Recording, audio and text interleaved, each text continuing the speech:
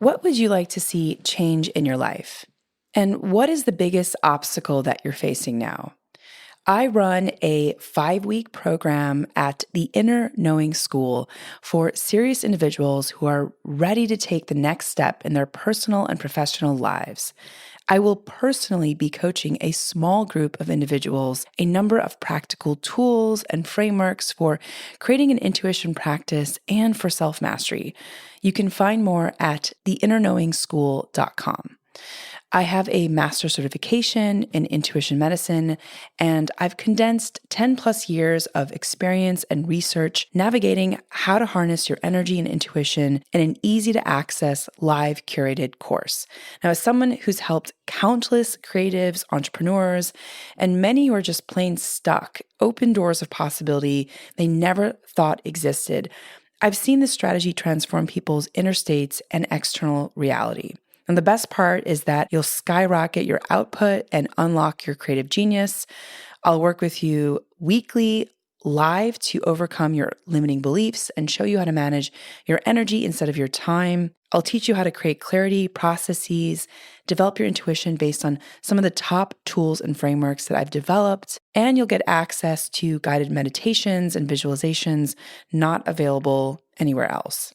This method is so effective that even if you don't have that much time, or if you think that you might not be ready, this will work for you. You can check out the link in the show notes to join the waiting list, and you can check out what past clients had to say about the program. Wishing you all many blessings ahead.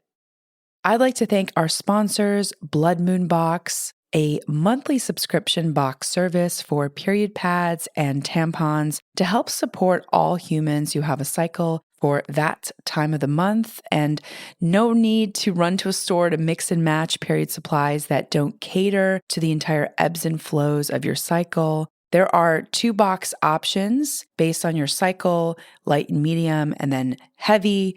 And in addition to the period products, you'll also receive PMS herbal teas, a candle, and some other items for your time of the month. You can reserve a box by navigating to bloodmoonbox.com. And bloodmoonbox.com is on a mission to destigmatize the idea of period blood. At Blood Moon Box, they believe that it is the time to honor the enchanting magic within every person who has a cycle. So join us in embracing the magic of your cycle with Blood Moon Box. Hi, my name is Yasmin Tarehi, and this is Gateways to Awakening, where we host one-on-one conversations with leading experts in wellness, well-being, consciousness, and spirituality. On today's episode, I'll be speaking with Madame Gandhi. She began producing music in 2015 after her story running the London Marathon, free bleeding to combat menstrual stigma, which went viral around the world. She's been listed as Forbes 30 Under 30 in music, and her 2020 TED Talk about conscious music consumption has been viewed over 1 million times.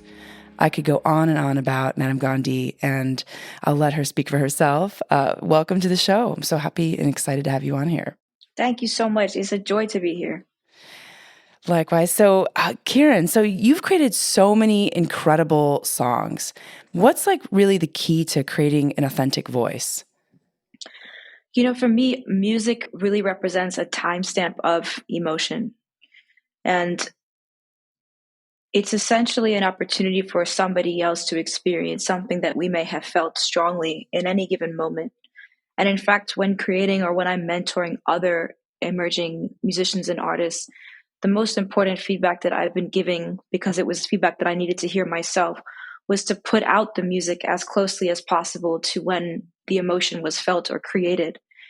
A lot of times we make something and then we edit it and edit it. But that takes us farther and farther away from that kind of God energy of being in the moment.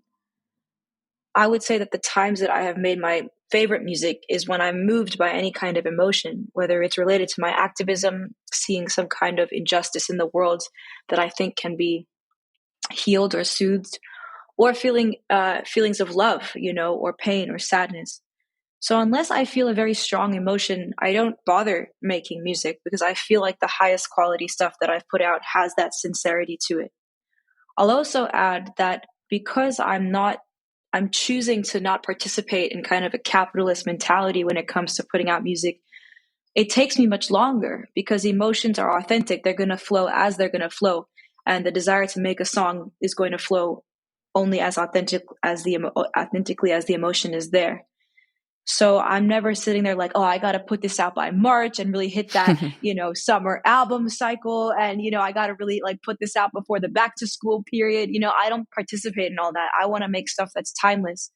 So that's the other part that's very important to me. Sometimes I beat myself up for not putting out things quick enough, looking at how social media works, how music industry and labels work. But I'm interested in the long game. I'm interested in a long-term career where the music is relevant and authentic, no matter what is happening in the music industry. That's amazing and beautiful.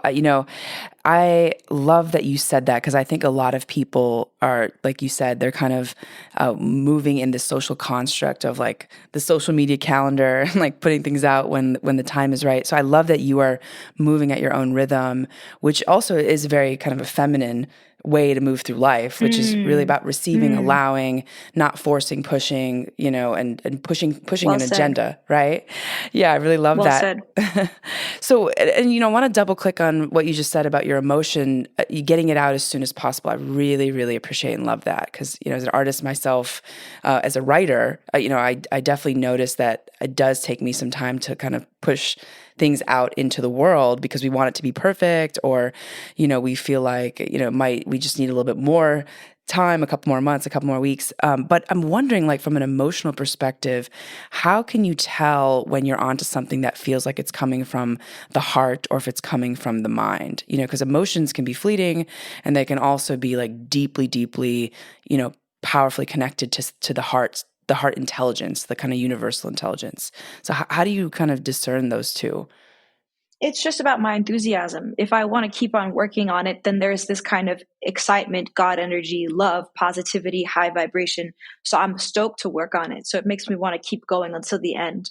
And my favorite songs are really the ones where I made like majority of the song, like 80% of it up front in that moment. And then the back end is fixing the drums here, lining up something that's off the grid, tuning something that might be out of key, et cetera, et cetera. But for the most part, I actually prefer the songs that I've made and kept closest to the original. If you talk to many artists, you'll find that often people talk about using the same demo vocals that happened on the day that the song was first made. And the reason for that is because there is this authenticity that's preserved and an effortlessness in the sincerity of the vocal when it was originally sung. And I find that to be very true in my case. I oftentimes prefer the original vocal, and maybe I'll overdub it with a more powerful delivery, a stronger delivery, a more in key delivery. But usually we're at the very least blending it with that original vocal because of the authenticity that is palpable on the record and that I want my audience to feel, and therefore feel motivated themselves to go and be their truest human self in their own world and career. So you like follow kind of inspired action, that tapping into that potential. And so I think a lot of people don't even really know what it feels like to feel inspired, right? Like so many people are kind of moving through life or reacting to life rather than sort of having a sense of agency, right? So I think that for people that might be listening who really want to create, who really want to become artists, but have never really kind of taken that leap of faith, what would you say to them? I have three different things I could say. One is spend time with kids, like go and spend time with your friends' kids, go and spend time, mentoring young people, because kids are truly present because their brains are not fully functioning. So all they can be is present. It's the most liberating, energetic to be around because ultimately this is creative. Ultimately, this is God energy. Ultimately, it's the only truth because it's the moment that's right in front of us. It's the only thing that is actually 100% accurate, the truth, this moment right now. And kids are understanding that. So I find deep inspiration from hanging out with my partner's kids, my friends' kids. It's such a beautiful time. And even when I'm mentoring students who are a little bit later in their career, I still find that spirit is there. And I often find myself guiding them back to that spirit as well. The Mm. second thing I would say is mixing up contexts. When I'm finding blocks and challenges in my career, I just leave it there and I go for a run, or I go and sit for meditation, or I go and hang out with somebody, or I go and practice my matcha making or mocktail making skills, or, like creating joy and enthusiasm and allowing us to connect to our human self in other contexts allows us to get full up again, to come back to the challenge with fresh energy, with humility, with joy, with not being so tired or depleted. And then vice versa is also true. When I find myself being insecure in my relationship or fighting in my relationship, causing trouble, being whiny, being moody, being frustrated, I let it be because I see that's not my authentic self and I don't want to show up that way. So then I'll go to my career. I might go to my social media. I might make sure that I'm booking more work and shows for myself so that I can step into my God energy in a completely different context and come back to my relationship again with humility, with ability to say sorry, to take responsibility for my actions, to come with a higher vibrational spirit.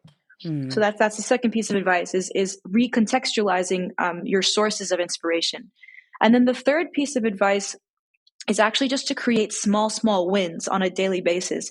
So wake up, make your bed in the morning. Oh my God, we already winning, 15 minutes on the Peloton, 10-minute run outside. Okay, another win. Wow. Can you move for 10 minutes? Of course I can move for 10 minutes. That's not 1 mile. That's not 10 miles. Can you move for 10 minutes? Yes, let's do it. Okay. Can we get into the shower? Like small wins. Truly. Can you keep the room clean? Yes. Can you cross off one thing on the to-do list? Yes. Because when we train the mind to have an optimist, positive, winning mentality, then we stay in that energetic. But if the to-do list becomes lopsided and we feel like we're not doing anything, then we won't even start. It's so overwhelming. So small wins is my third piece of advice about finding inspiration.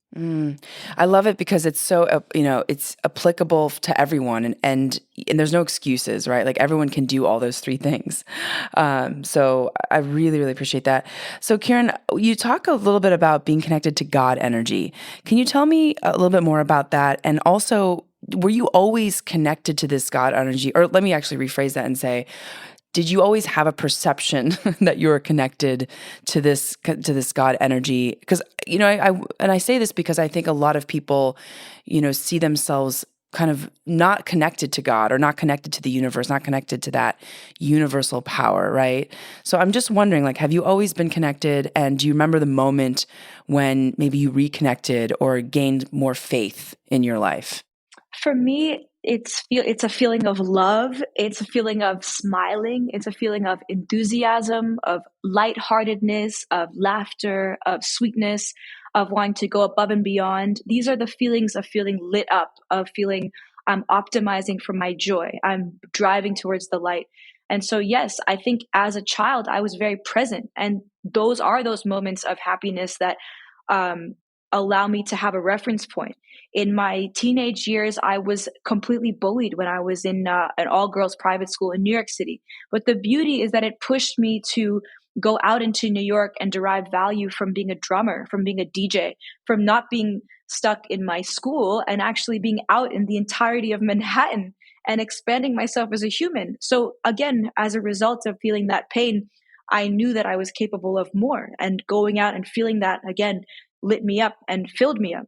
It's always been highs and lows, that feeling of being pushed away from that happiness and then wanting to come back to it and strengthening that skill set.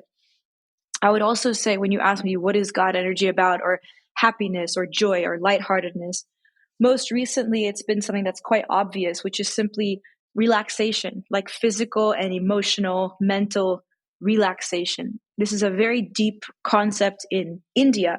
They'll say, aram se, like go peacefully.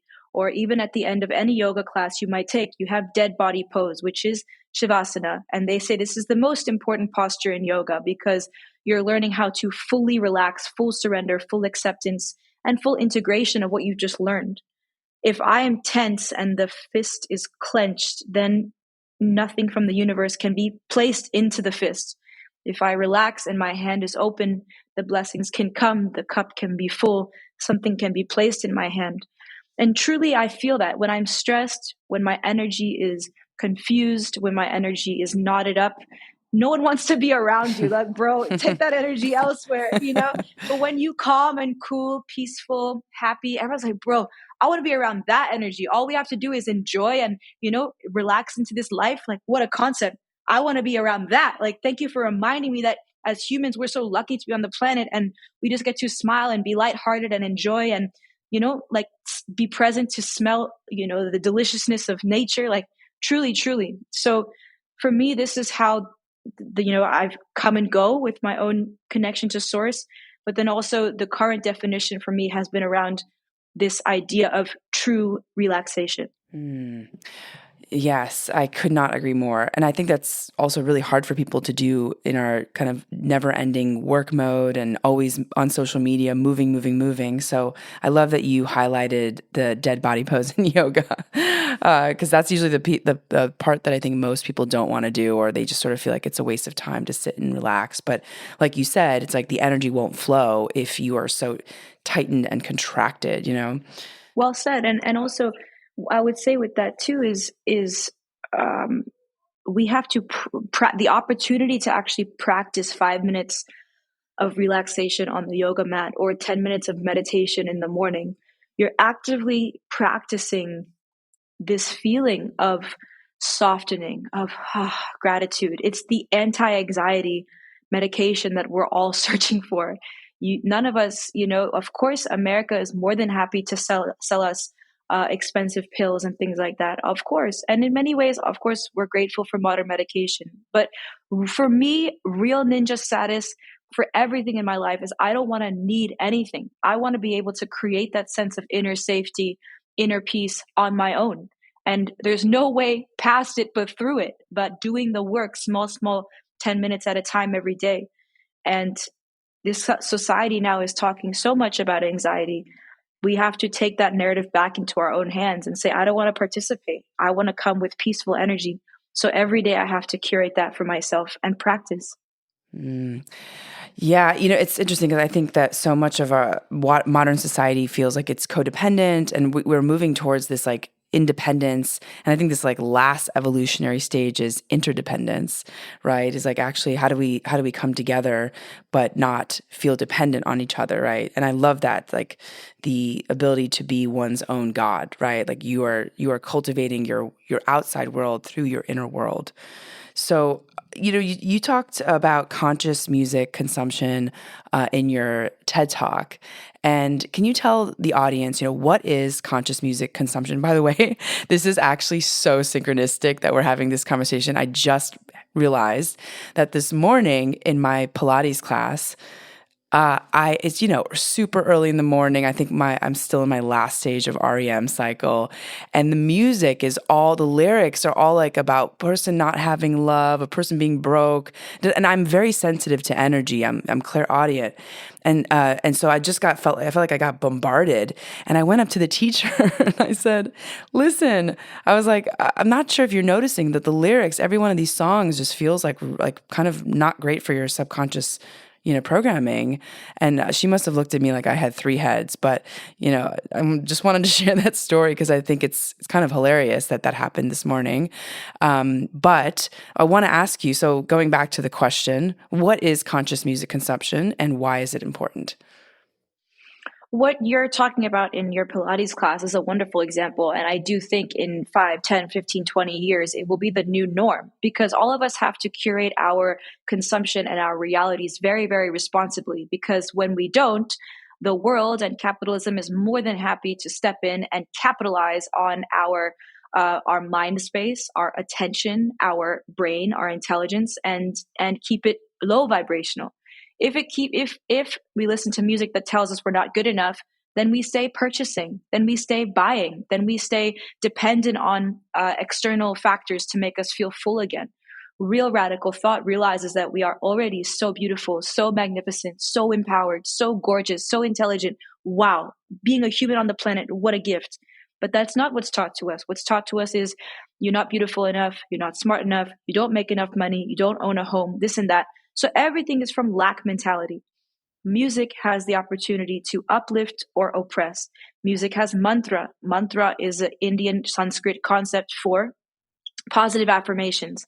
They used to chant over and over again a sacred mantra, oftentimes in the language of Sanskrit, which is the ancient Indian, South Asian language, that affirms a positive value, a positive mentality, so that when you walk in the world, you're holding yourself accountable and guiding the mind and therefore action towards something that is good for the planet, good for consciousness, good for being in service. Music has the opportunity to serve as those mantras through what we are saying, but it also has the opportunity to oppress and keep us singing back things that affirm negative values. I myself am included. All of our minds are so much more sensitive than we think. I'll listen to music and I'll be like, maybe I need to go out and get the newest Adidas. Oh man, maybe I need to go out and start wearing, baggy jeans again, like all the kids are doing. Like I watch myself so sensitive to what's being said, because no matter what, that's the design. As a creator, I can't tell other people how to make their music, but I can provide and design the alternative. My number one song to this day is literally Bad Habits. All my bad habits have got to go. It's the simplest, most affirming mantra, and all of my shows end that way. And again, it's the idea of, how do I show up in my ninja high spirit? How do I walk such that in any two-person dynamic, my 50% of the energy is kind, is thoughtful, is patient, is empathetic, is aware. And it doesn't mean that every single second I'm in my high vibration. What it does mean, though, is that I have awareness. I have a desire to optimize for my behavior. I have a desire to walk responsibly, with thought, with care, with peacefulness, with the ability to be in service. This matters to me. As a musician, I have an opportunity now through my music to share these values and share these messages. It's my contribution. It's my gift. It's the thing that makes me feel happy. So this is why conscious music is particularly important, because it has such an opportunity to uplift or to oppress. Yes, amen. I love that you say the word mantra. I've been studying different yogic philosophies for a long time. I have mantra boxes in my in my house, and I think that, to your point about this, the conscious music consumption, creators, artists, people who are building really the narrative in our social construct, or at least in their own social construct, we have great responsibility. What we put out actually matters to the collective. And, I was sort of just like thinking to myself this morning, when hearing all these, and I'm very sensitive because I do immerse my reality with music that is uplifting. Like you mentioned, I'm very aware of how much it actually impacts my self-concept, right? And so it just sort of boggles my mind that, I think the response of the teacher was just like, oh, well, I just am looking for upbeat musical sounds. I'm not really concerned about the lyrics. And I was like, fascinating. But, it's interesting. I think some people just don't really think it matters, or they're not aware that it is so, that we are so impressionable, but we are. Every movie we watch, everything we see, really, even, you walk around cities, you get like, you react, your subconscious is always picking things up. And you obviously have mastered this craft and understand that. But this is something I'm really passionate about. I've been studying, how our subconscious works. And I'm also curious, what are you seeing kind of as like the new way forward? Like, what's been the response to your TED Talk? How are artists showing up differently, or not? And why do you think that is? Everything, is about the intention. I'm not interested in fame. I'm interested in positive influence. So the difference is, fame can be engineered. It can be bought. There are systems that you can participate. You also are relying on other people to think that you are some marketed version of yourself that somebody else has helped you construct in order to make money.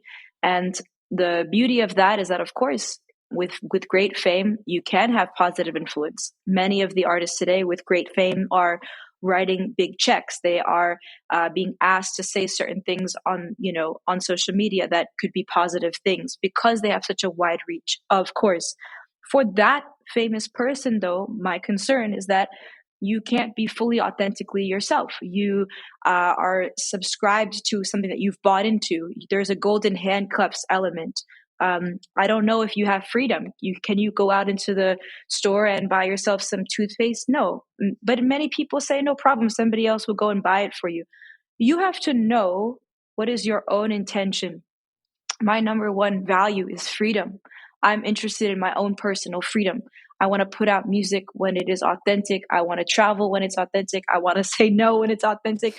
Freedom, above all, is extremely important to me so that I can continue to live in the present moment, continue to expand as a human, and to be the captain of my own ship. This is what matters to me most. But I've spent time to understand that about myself. That's not always true for other people. Other people say, I want to be part of a high functioning team. I want to be part of this, this, and this. Or when I was a kid, my story is such that I was missing this. And therefore, in my life, this other thing is very important to me. So for me, number one, first and foremost, is freedom. Number two is being in service.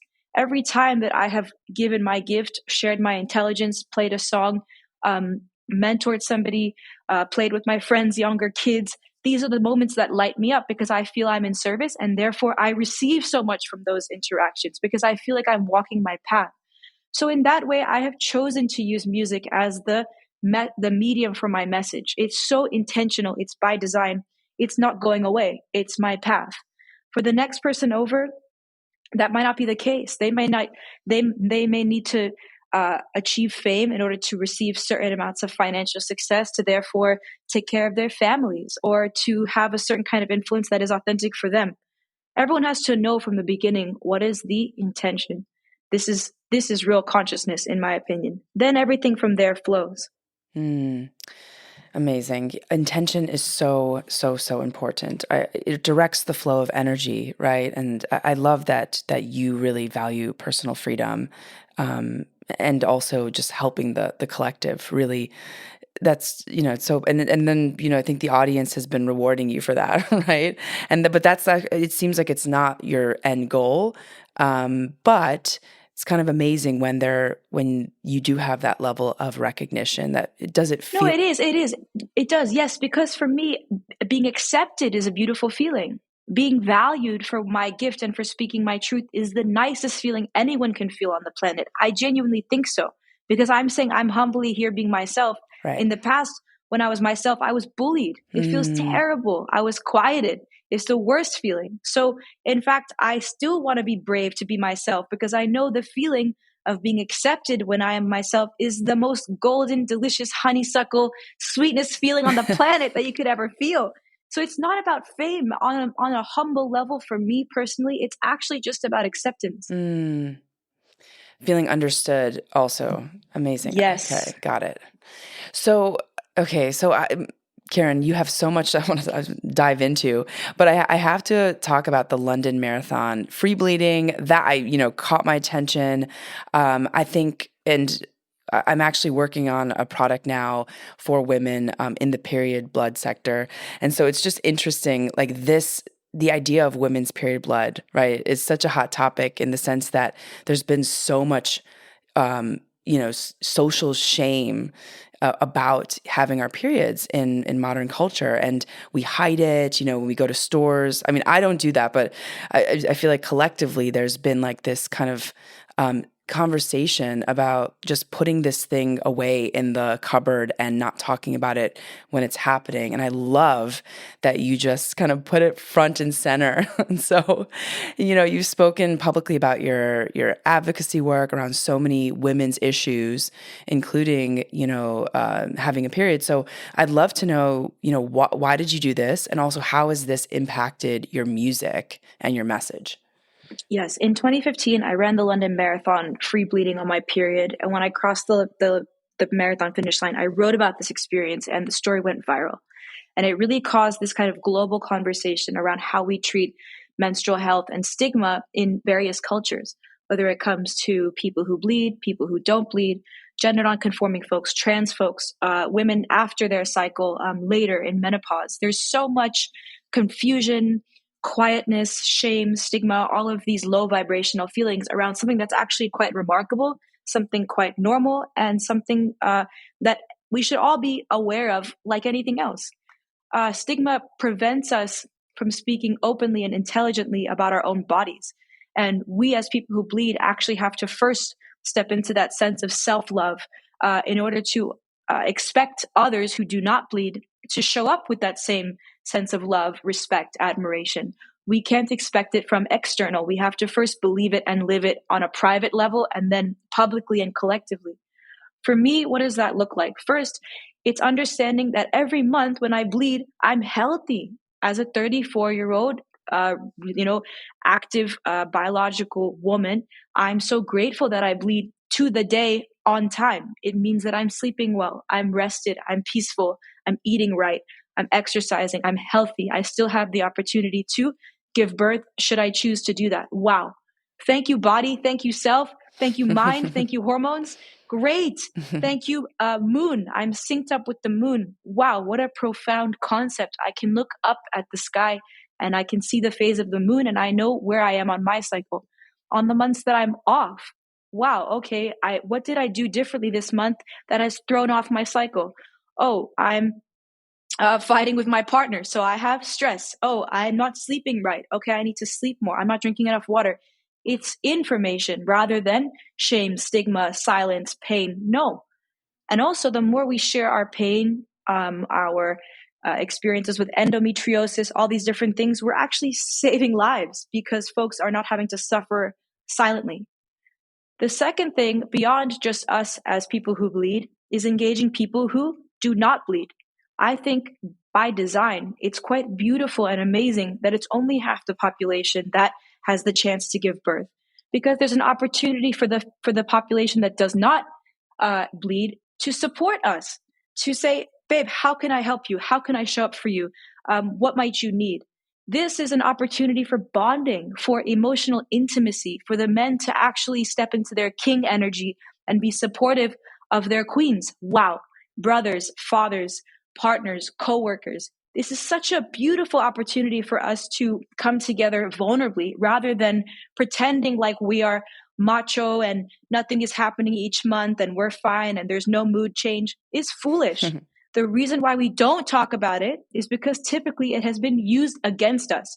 If we admit that we are moody, oh, she can't run for office. If we say, oh, I'm in pain, oh, you're going to be missing work, so I don't want to hire you, right?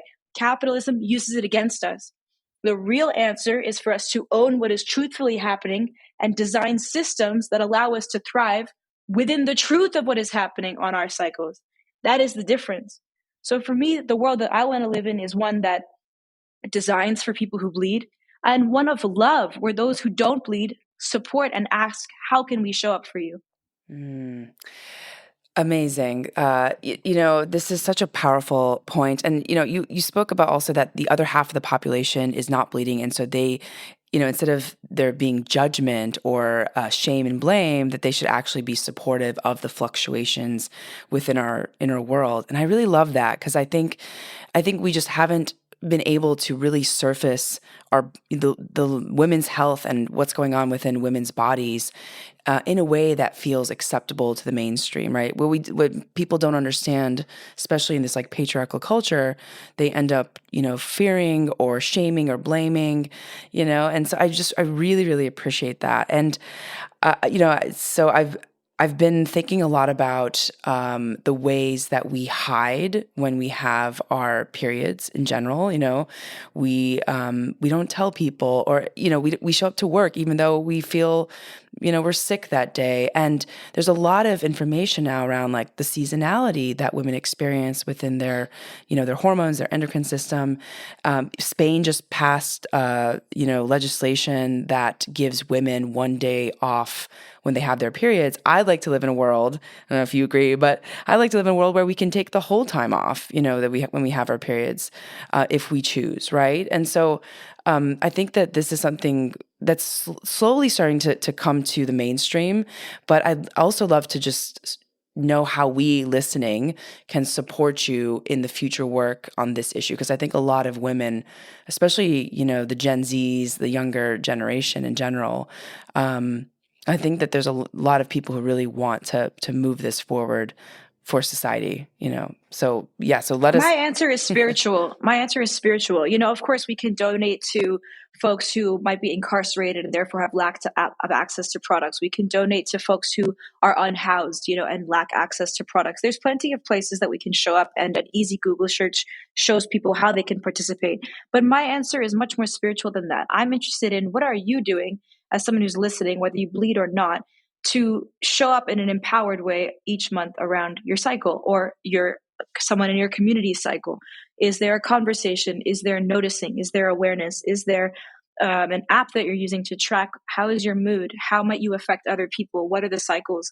Because information is power. In my own dynamic, I fully own what I call my red zone. When I'm 10 days before my period is when I've typically noticed my mood is less. Why? Because the estrogen levels are starting to go down. So therefore my bandwidth is stretched. My ability to be self-aware is a little more thin. But when I engage my partner or my community or my business partners around that period and they're aware of it, they actually end up coming with more compassion, more sweetness, more care, because I'm actually challenged by that period and I don't want to show up with that kind of lower vibrational spirit. At the same time, it's important for me to own it and share. That's radical. That's actually changing the way we speak about things because it's coming from a place of self-love and radical self-awareness. So to me, anyone listening, being connected to your own cycles, learning yourself, speaking yourself to other people encourages them to do the same thing, and it optimizes us for our best periods and our times where we have to be a little bit more care oriented. And then also to your point about one day a month off, the pandemic, for folks who are privileged enough to work remotely or work in a hybrid office kind of context, technology has actually allowed many people, regardless of their gender, to find a lot more fluidity and flexibility in their schedule. Whether it's because they're a full-time parent, they can now work from home. Whether they want to travel the world because they're younger in their career, they want to work from Costa Rica or whatever. Some people who might be bleeding can still work from home, managing their period pain or discomfort, but still take some calls and do a lighter load that week. There is flexibility that's allowed by technology. One thing that's foolish that I see is that companies claim that if they give, some flexibility to folks who bleed on their cycle, that flexibility will be taken advantage of. Listen, anyone who takes advantage of a system that hurts them in the long term, you as a company don't need to monitor that. If you notice that somebody is not delivering work consistently and they are taking advantage of something that's meant to be for good, over time, I genuinely believe that's not sustainable anyway. That person is not giving good work. But most of the time, people who bleed also, they usually want to go above and beyond. They want to show, listen, I'm bleeding, but I'm still trying to show up. I'm still want to do a good job. So most of the time, these foolish assumptions that women will take advantage of a system, more often than not, will self-correct. And folks who will benefit from the system usually want to go above and beyond. That's a great point. And it also, the theme under that is really about trust, right? Like we don't have to control people. We just we trust that they're going to do what's best for them and best for their work and best for the greater good. Totally. Right. And if they don't, then the system should self-correct. Right. And I mean, the system feels like it's unfair in some ways. But I think that the pandemic felt like it's kind of moving towards that correction. So we'll see. I guess we'll see what happens on that front. But I'm sort of eyeing that space in general, and I want listeners. I'm encouraging listeners to do the work of looking at one's own life and then seeing how we can give back to the collective. So, Karen, your recent work has focused on themes of self-love. You mentioned self-love many times in this conversation. Can you talk to us, about this concept of self-love as, being connected to the broader social issues that you're experiencing? Self-love allows for more bravery, more fearlessness, more risk-taking.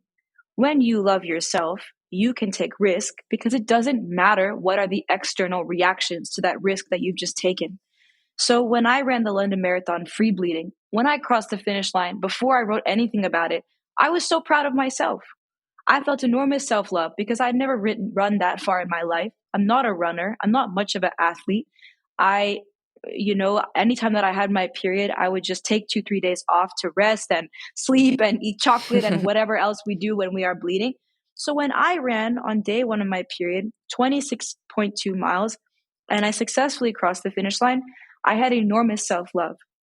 And I explained that because then when the story went viral and millions of people all around the world are saying such toxic things, hatred things, even though there was so much love and cheering and admiration, there was just equal and opposite amount of negativity.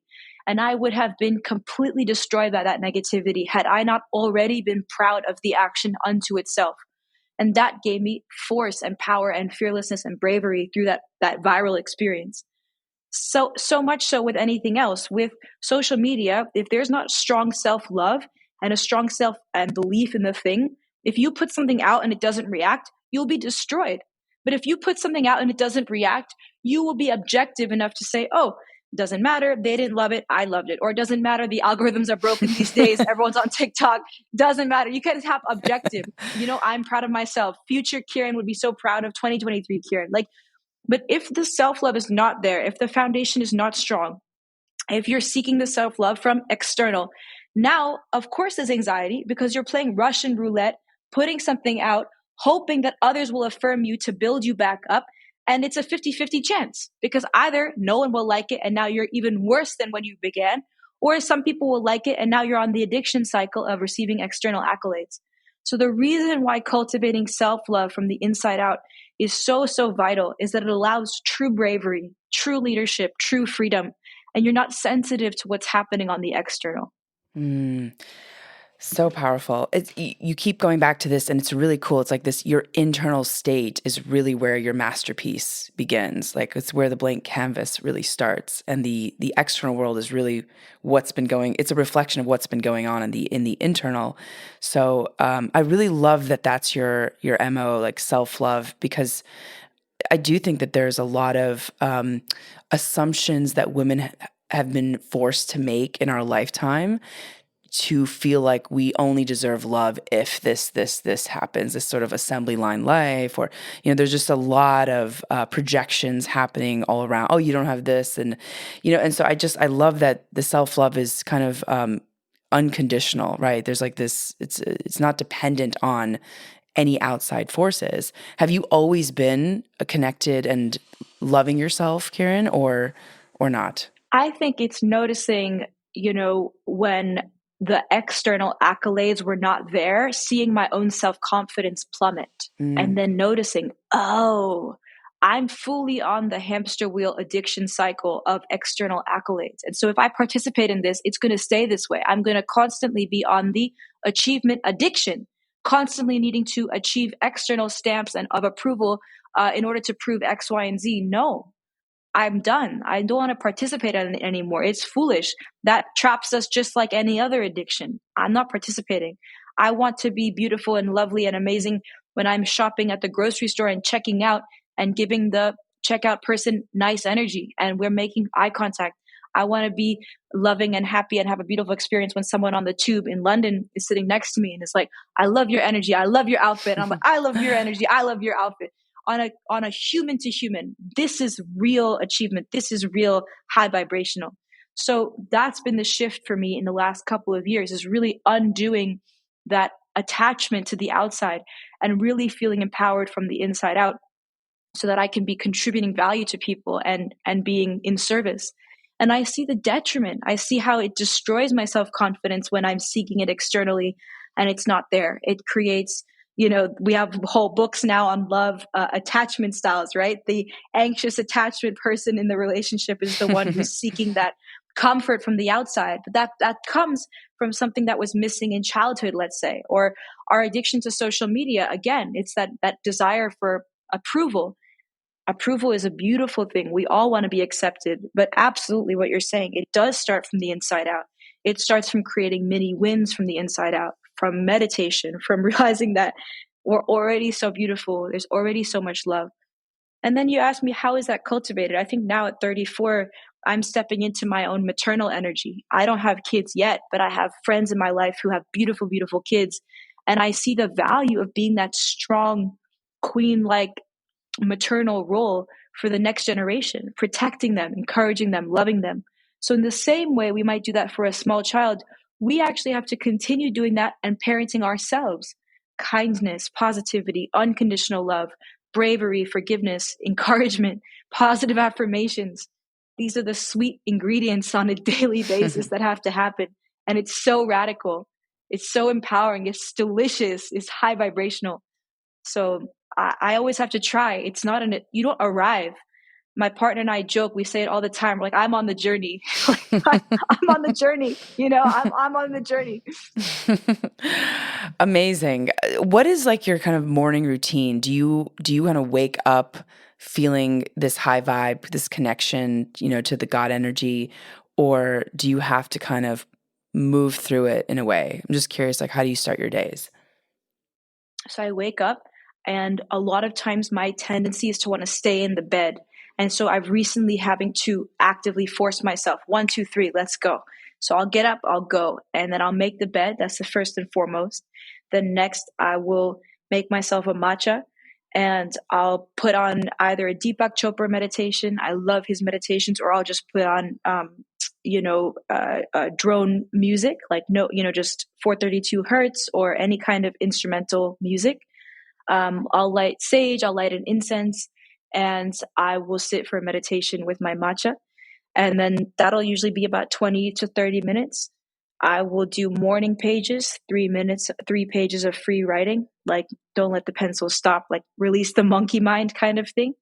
And then most of the time, I will then do movement before I shower. So that's the 1.5 hour, end to end morning flow. It's matcha, movement, meditation, morning pages.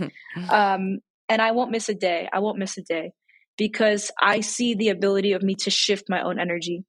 And the more you practice that, then when something is challenging on a day to day, you can actually notice how you're feeling about it. Take a moment and you can change your own relationship to the thing. You can change your own emotional reaction to the thing. And as someone who is female, is Pisces, is an artist, I'm super sensitive. So I actually have had to learn how to manage my emotions responsibly. Otherwise, I'm constantly a slave to them rather than empowered by them. So this is the morning routine, and it's not always easy, but I always do it because I never want to miss a day. I love that so much. It's interesting because I think a lot of people are like, boundaries, boundaries, boundaries. We have to create boundaries. And I'm like, no, we need resilience. We need to you know what I mean? Like we need to equip ourselves for deep resilience because especially with where technology is going and social media is going, like there's going to be more bombardment.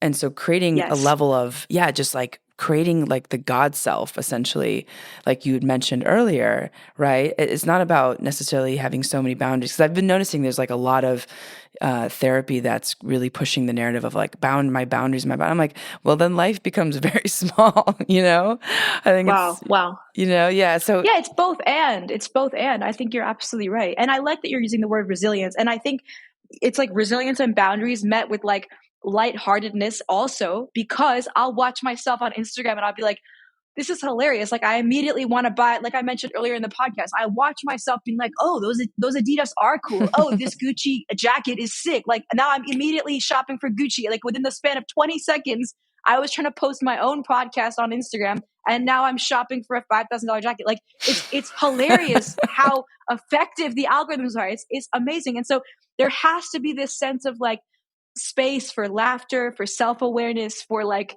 seeing how ludicrous the whole thing is. And it actually allows us to soften and not participate rather than feeling like defeated by it. Yes. Oh, totally, totally. It's so funny because there's like these packets of energy that can swing in and like take our attention. And it's like, I'm always doing the back end energy cost. I'm like, it's not just 1 minute on Instagram. It's like the 10 hours that I like went down some like thought rabbit hole in my neural network. And now I'm like so off track of what I wanted to do. Wow. You know what I mean? Well said. Right. This is the back end energy cost. I think that's the thing that I'm tracking. But so I wanted to ask, how was your experience touring with MIA? I mean, she's also just a trailblazer, and I have a lot of respect for her. I'm curious, were there any like interesting themes that came out of that experience? Did you feel like a sense of motivation or inspiration? What was it like? 10 years ago, I was working for Interscope Records as their first ever digital analyst. I was just out of college. I was a math major in college. And so my job was analyzing Spotify streams, but inside the record label. MIA was signed to the record label. And so bravely in a meeting one day, I raised my hand and I asked her product managing team when she was not in the room that if I could be her drummer because she probably could use a drummer on tour. And somehow one thing led to another. And that's actually what happened. On my way out of Interscope, I got picked up to drum for Maya on her Matangi tour in 2013, the same year I started Harvard Business School. What I learned from the trip is flexibility. She would be so inspired by our tour dates. We would land in Toronto, and on the way to the venue, we'd drive by Little India, and she'd ask us to stop and go buy Hindu prayer bells and holy powder and coconuts to bless the stage before we started the show. And we would do it, or the next day we would play a show in the UK, and we would start a song called Born Free, and she would just stop the song in the middle and be like, this is too depressing. Everyone's in a good mood. Like, we're not going to play this song. Let's play the next song. So there was a lot of flexibility and fluidity in her presence of awareness that I thought was high functioning. And she had a great team that allowed for that to happen real time. I also noticed a lot of the dysfunction on the tour, not really necessarily related to the artist, but just in general, there's a lot of mood, emotion, lack of emotional intelligence. And so as a leader, I also thought, it's a missed opportunity that we're not training young people in music to be more emotionally intelligent, to be stronger leaders. Because actually in music and the arts, we have to spend so much time with one another. And what we're putting out into the world is dependent on who we're surrounding ourselves with. And so that kind of emotional intelligence training of being kind to one another, peaceful, self-aware, asking for what we need in order to show up and do our best, that was really missing from the tour experience. So in that way, it was important for me to step into my leadership when I started the Madame Gandhi project so that I can also be a more responsible leader on tour and beyond. Amazing. And so, by the way, when you chose the name Madame Gandhi, can you tell us what inspired you for that name? Yes, my last name is Gandhi, and I knew I wanted to celebrate my Indian heritage in the context of my artist career. And then I liked the idea of Madame Gandhi because it celebrated the feminine style of leadership, walking in your higher power, walking with emotional intelligence, walking in that kind of queens do queen things energy. It's not like a ball busting energy. It's actually a high vibrational love, maternal style of leadership where my favorite is when the men are so excited to be part of my project and see the sweetness of it and see the empowerment of it and see the value of when our most vulnerable members of society are empowered, the whole society thrives. And that so much of the pain that exists in the world is because of this lack of healing between the genders. It's such a missed opportunity. When I'm hanging with the men in my life who support me and uplift me, my father, my brother, I'm my best as a woman, my absolute best. And it allows me to give to them as well in a way that their other masculine influences can't give to them. We need the women to be strong so that the men can be strong. We need the men to give love to the women so that we also can benefit from that care. And right now, there's so much fighting, there's so much negativity. It's foolish. It's not the design that's meant to be. Mm, yeah, could not agree more. Super cool. I'm fascinated by that inspiration for your name. I was just wondering how it came about. So, Kieran, looking back on your journey, you've had like such a incredible journey. Honestly, you've had a lot of different lives kind of packed into a very short period of time. What sort of things have surprised you the most? Looking back, could be on your music, it could be on society, or even coming out of the pandemic. But what has surprised you the most? I think what's most important for anyone listening and for myself to remember as well is that sometimes we feel like in every moment we're not doing enough. I'm not doing enough. Look at this other person. They've achieved so much, blah, blah, blah. And it's like, even when I was deciding to go and do my second master's most recently, I did a music technology master's at Stanford, and the label and my manager and my friends were like, what? You're going to take a year off to go and do a master's like in the middle of having just put out an album on Sony? Like, what a waste. Like, that's crazy. You already have a master's. Like, what a waste. The year came and went faster than anyone. Like, it's it's completely irrelevant. Like, 9 months is nothing. It's like, and now I have an extra master's from this prestigious program. I went to Antarctica. I built underwater microphones. Like, I have a whole new body of Wow. work because of this experience. It's like, and also just joy. Like, I wanted to do it for no other reason than let's see what it can provide me. And lucky I did, because it opened up a chapter. So the takeaway and the message is for us to not be so fearful that in every given moment we're not doing enough, or that, like this experience is not useful or relevant. I've tied so many of my most simple experiences into a larger win, because I've followed happy energy and joyfulness and something that feels like fun. Like, even as I described earlier, playing with my partner's young kids is some of the most joyful times in my life. I learn from those experiences. I'm humbled by those experiences. I practice that leadership style then as a businesswoman. Do you know what I mean? So, optimize for your joy. Don't feel I'm not doing enough, or, this is a waste of my time. The only thing that is a waste of your time is doing something that you don't want to do. Yeah. Yep. Yeah. Yeah. So I always, I tell people if you have to convince yourself of something, then it's like, no, it just True. I has, love that. yeah. So, Kieran, what do you want to tell our listeners as like your main takeaway? What do you want folks who are listening all over the world to do today or to think about today? What's your kind of big message? It's to meet your own needs so that you can be in service. Meet your own needs so that you can be in service. If you're fighting with somebody, take a moment, give yourself what you need.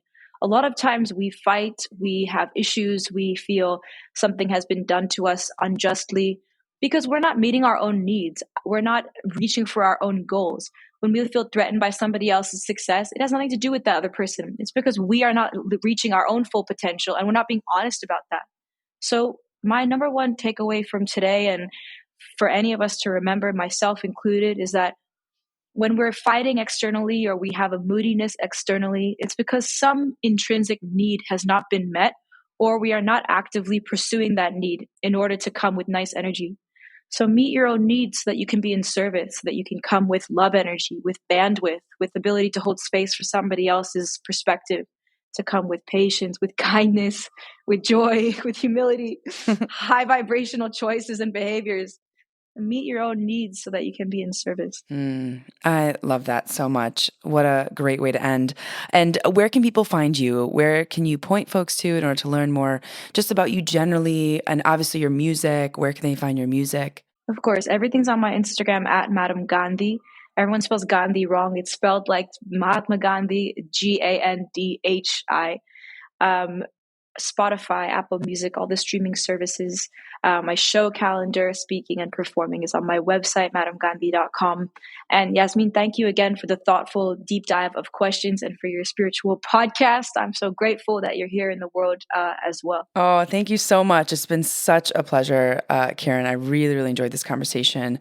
And for our audience, thanks for joining and for listening. In this episode, we learned about conscious music consumption and why your voice matters with Madame Gandhi. And you can tune into Gateways to Awakening, where we host one-on-one conversations with leading experts in wellness, well-being, and spirituality. Thanks again.